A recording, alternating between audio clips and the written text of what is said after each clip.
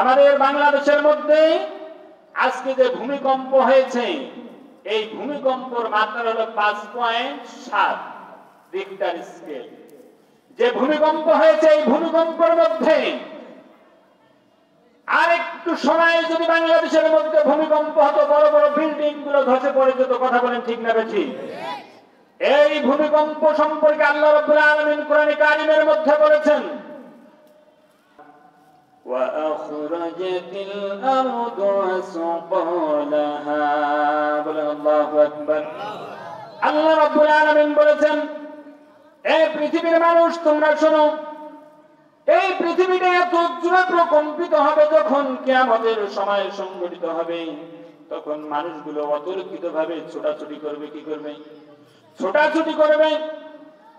হাদিস শরীফের মধ্যে এসেছে, আল্লাহ রাব্বুল আলামিনের হাবিব জনাবে মুহাম্মদুর রাসূলুল্লাহ সাল্লাল্লাহু আলাইহি ওয়াসাল্লাম বলেছেন, পৃথিবীর জমিন যেদিনকে ধ্বংস করা হবে, যেদিনকে কিয়ামত সংঘটিত করা হবে, সেই দিনটা হলো শুক্রবার। সেই দিনটা কি?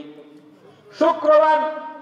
সম্মানিত হাজিরিন, আজকের দিনটাও কিন্তু শুক্রবার ছিল। শুক্রবার ছিল না? আল্লাহ রাসূল সাল্লাল্লাহু আলাইহি ওয়াসাল্লাম বলেছেন, কিয়ামত সংঘটিত হবে শুক্রবারের দিন।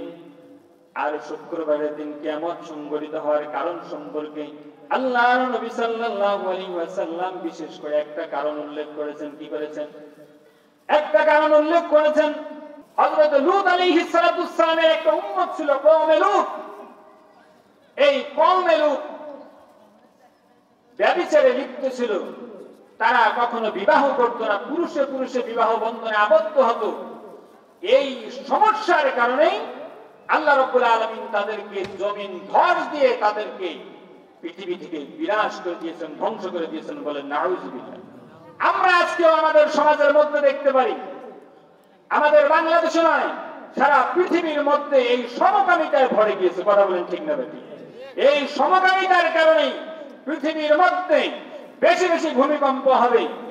এই সমকামিতার মধ্যে যদি আমাদের সমাজের কোন হুজুর নিযুক্ত থাকে, এই হুজুরের শাস্তি দেওয়ার দরকার আছে না নাই? সাধারণ মানুষ থেকে শুরু করে একদম আলেম সমাজ পর্যন্ত যারা এই সমাজের মধ্যে বলৎকারের মধ্যে যারা নিযুক্ত হবে, তাদেরকে কঠিন শাস্তির আওতায় আনতে হবে। কথা বলেন ঠিক না বেঠিক? আল্লাহ রাব্বুল আলামিন পৃথিবীর যেমন জিন জাতিরা মানে আল্লাহ রাব্বুল আলামিনের কথা শুনে নাই, আল্লাহ রাব্বুল আলামিনের আইন মানে নাই, এই জন্য আল্লাহ রাব্বুল আলামিন যেমন জিন জাতিকে ধ্বংস করে দিয়েছেন, মানব জাতিও যদি আল্লাহ রাব্বুল আলামিনের সংবিধান পবিত্র কোরআনে কারিমের যদি আইন কানুন মেনে না চলে, তাহলে এই মানুষগুলোকে আল্লাহ রাব্বুল আলামিন ধ্বংস করে দিবেন অনিবার্য কারণে। কথা বলেন ঠিক না বেঠিক?